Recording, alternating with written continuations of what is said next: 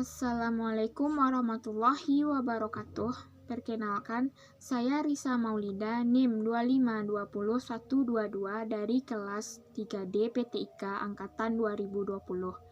Di sini saya akan menjelaskan tentang sholat jenazah dan ketentuan makom atau kuburan pada materi ketiga dan keempat di ujian akhir semester mata kuliah bimbingan ibadah. Baik, kita masuk yang pertama tentang sholat jenazah. Saat seorang muslim meninggal, ia harus disolati oleh saudara sesama muslim yang masih hidup lainnya. Cara sholat jenazah memiliki beberapa urutan seperti memandikan, mengkafani, menyolatkan, dan menguburkannya. Letak jenazah berada di sebelah kiblat orang yang menyolatinya, kecuali kalau sholat dilakukan di dekat makamnya atau sholat gaib. Hukum melaksanakan sholat jenazah sendiri ialah fardu kifayah, yaitu wajib dilakukan oleh minimal satu orang. Berikut syarat sah yang perlu dilakukan sebelum kita melakukan sholat jenazah. Sholat jenazah sama dengan sholat lain, yakni menutup aurat, suci dari hadas besar dan kecil, suci badan, pakaian, dan tempatnya, serta menghadap kiblat. Jenazah sudah dimandikan dan dikafani. Adapun rukun dari sholat jenazah yaitu yang pertama, niat. Ketika sholat jenazah berjamaah dan menjadi makmum, maka melafalkan niat berikut ini, baik jenazah laki-laki atau perempuan. Bismillahirrahmanirrahim. Usolli ala man shalla alaihil imamu ma'muman fadlan lillahi ta'ala. Yang kedua, berdiri. Sholat jenazah wajib dilakukan dengan cara berdiri, sebab sholat jenazah tergolong sholat fardu, sedangkan setiap sholat fardu wajib dilaksanakan dengan cara berdiri. Tapi jika seseorang memang tidak mampu berdiri karena sedang sakit, maka bisa dilakukan dengan cara duduk, seperti halnya ketentuan yang terdapat dalam sholat 5 waktu. Yang ketiga, takbir 4 kali. Dalam melakukan takbir akan diselingi dengan beberapa bacaan doa. Setelah takbir pertama, kita dianjurkan untuk membaca surat Al-Fatihah.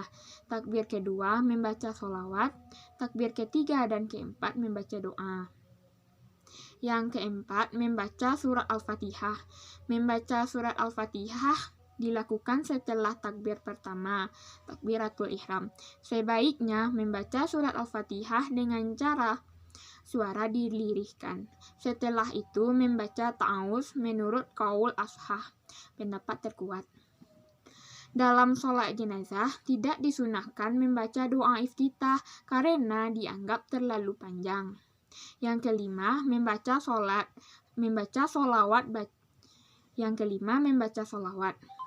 Bacaan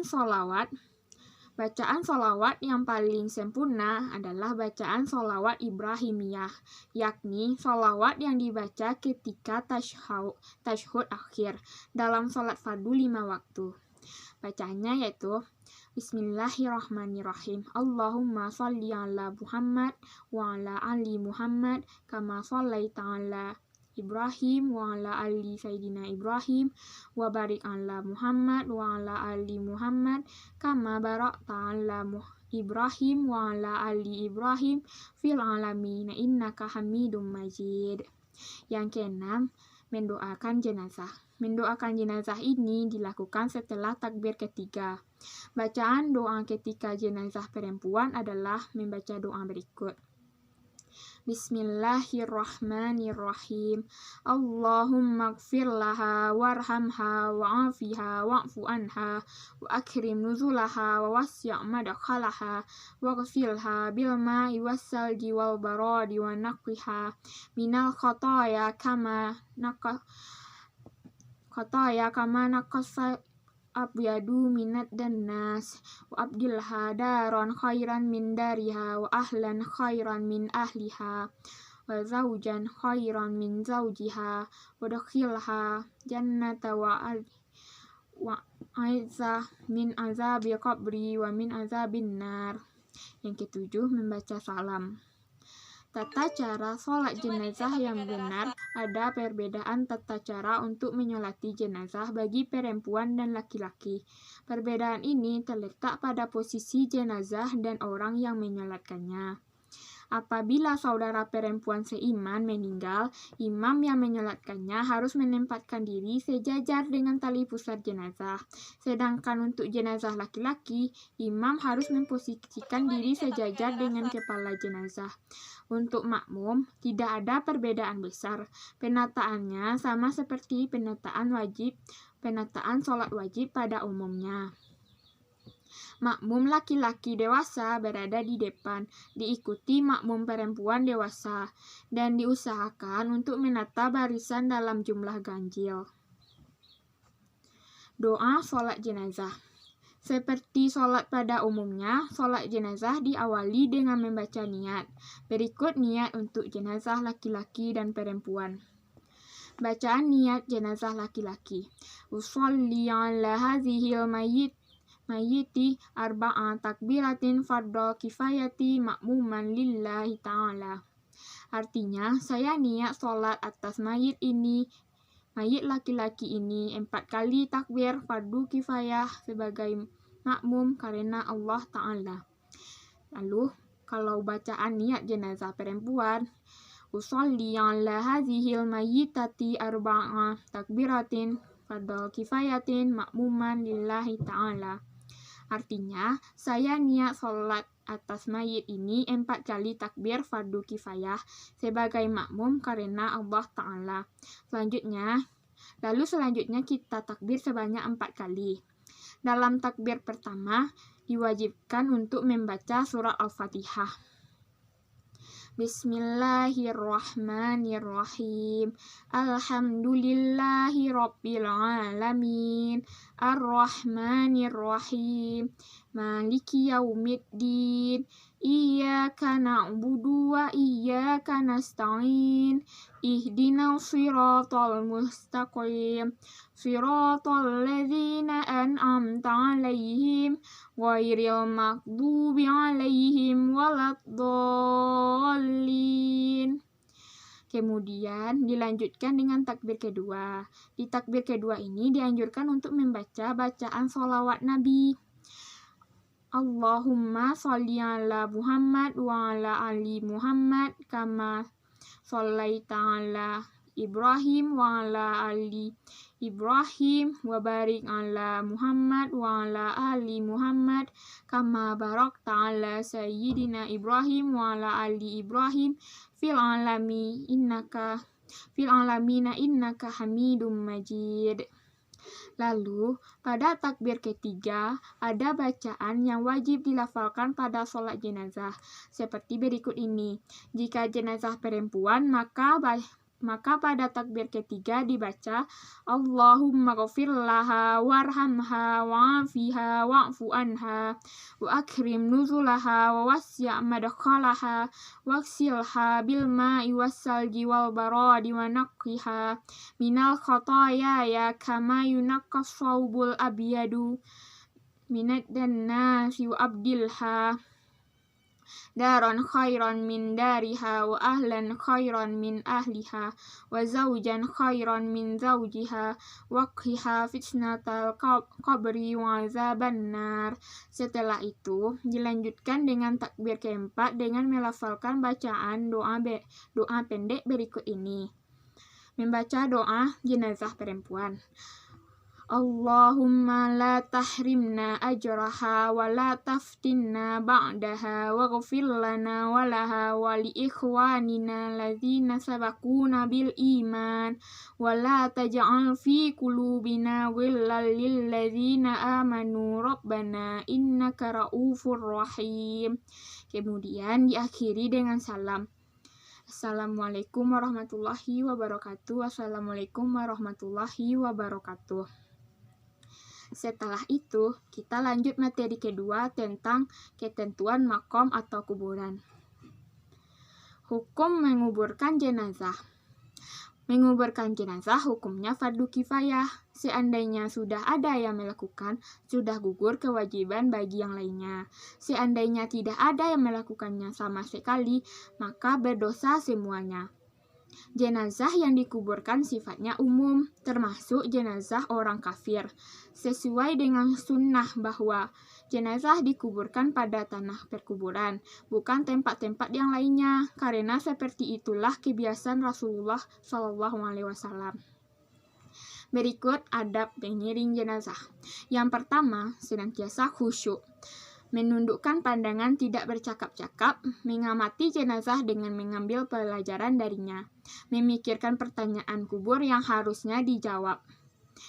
dijawabnya, bertekad segera tobat karena ingat segala amal perbuatan semasa hidup pastilah dimintai pertanggungjawaban, dan berharap agar tidak termasuk golongan yang akhir hidupnya buruk ketika maut datang menjemput. Yang kedua, apabila diiringi dengan berjalan kaki, maka berjalanlah di sekitar keranda. Sementara ketika mengiringi jenazah dengan kendaraan, tentunya mobil jenazah berada paling depan, diikuti rombongan yang lain. Ketika ada kendaraan yang lain yang hendak lewat, sebaiknya mendahului iringan jenazah untuk lewat terlebih dahulu. Kita harus mendahulukan iringan jenazahnya terlebih dahulu. Yang ketiga, adab masuk pemakaman. Para pelayat dan pengiring jenazah tidak dianjurkan untuk duduk sebelum jenazah diturunkan dari para pembawanya. Yang keempat, membaca salam seperti yang telah diajarkan oleh Rasulullah SAW berikut. Assalamualaikum ya ahlat diyar minal mukminin wa muslimin wa inna insyaallah bikum lahiqun nasalullahi lana walakumul afyah. Selanjutnya, kita masuk kepada tata cara menguburkan jenazah. Yang pertama, memperdalam galian lubang kubur menurut ajaran Islam. Yang kedua, galilah lubang di tanah yang kuat dan dalam. Yang ketiga, buatlah panjang yang cukup untuk jenazah, tentu melebihi tinggi badannya. Apabila tanahnya keras, disunahkan untuk membuat liang lahat di dalam lubang kubur. Yang kelima, jenazah ditaruh di liang lahat tersebut, kemudian ditutup menggunakan batu pipihnya. Yang keenam, bila tanahnya gembur, disunahkan untuk membuat semacam lubang lagi di dasar kubur dengan ukuran dapat menampung jenazah. Yang ketujuh, cara menaruh jenazah di kubur ada yang ditaruh di tepi lubang sebelah kiblat, kemudian di atasnya ditaruh papan kayu atau yang semacamnya dengan posisi agak condong agar tidak langsung tertimpa tanah. Yang kedelapan, lalu di atasnya ditaruh semacam bata atau papan dari semen dalam posisi mendatar untuk penahan tanah timbunan. Yang kesembilan, memasukkan jenazah ke kubur yang terbaik adalah dengan mendahulukan memasukkan kepala jenazah dari arah kaki kubur. Yang ke-10, jenazah diletakkan miring ke kanan menghadap ke arah kiblat dengan menyandarkan tubuh sebelah kiri ke dinding kubur supaya tidak terlentang kembali. Yang ke-11, para ulama menganjurkan supaya ditaruh tanah di bawah pipi jenazah sebelah kanan setelah dibukakan kain kafannya dari pipi itu dan ditempelkan langsung ke tanah. Simpul tali yang mengikat kain kafan tadi supaya dilepas. Berikutnya, doa selesai menguburkan jenazah. Selesai menguburkan dan sebelum meninggalkan tempat penguburan pelayat, mengambil tanah dan menaburkannya dari arah kepala 3 kali, lalu berdiri di sisinya dan membacakan doa sebagai berikut. Bismillahirrahmanirrahim. Allahumma ghfir lahu warhamhu wa'afihi wa'fu anhu akrim nuzulahu wa wasi' madkhalahu wa ghfirhu bil ma'i wassalji wal baradi wa naqqiha minal khataya kama yunaqqas thawbul abyadu minad dannasi abdilhu daran khairan min darihi wa ahlan khairan min ahlihi wa zawjan khairan min zawjihi waqhi fitnatal qabri wa azabannar. Amin. Selanjutnya, larangan yang perlu diperhatikan terkait dengan menguburkan jenazah. Yang pertama, jangan membuat bangunan di atas kubur. Yang kedua, jangan mengapuri dan menulisi di atas kubur. Ketiga, jangan menjadikan tempat sholat di atas kubur. Keempat, jangan duduk di atas kubur dan jangan berjalan di sela-sela kubur dengan memakai alas kaki. Yang kelima, jangan menyembelih binatang di sisi kubur. Yang keenam, jangan melakukan perbuatan-perbuatan di sekitar kubur yang didasari oleh sisa-sisa kepercayaan lama yang tidak ada kebenarannya dalam Islam. Baiklah, cukup sekian presentasi materi saya dalam mata kuliah bimbingan ibadah. Jikalau ada kata yang terkurang dan terlebih kepada Allah, saya mohon maaf. Assalamualaikum warahmatullahi wabarakatuh.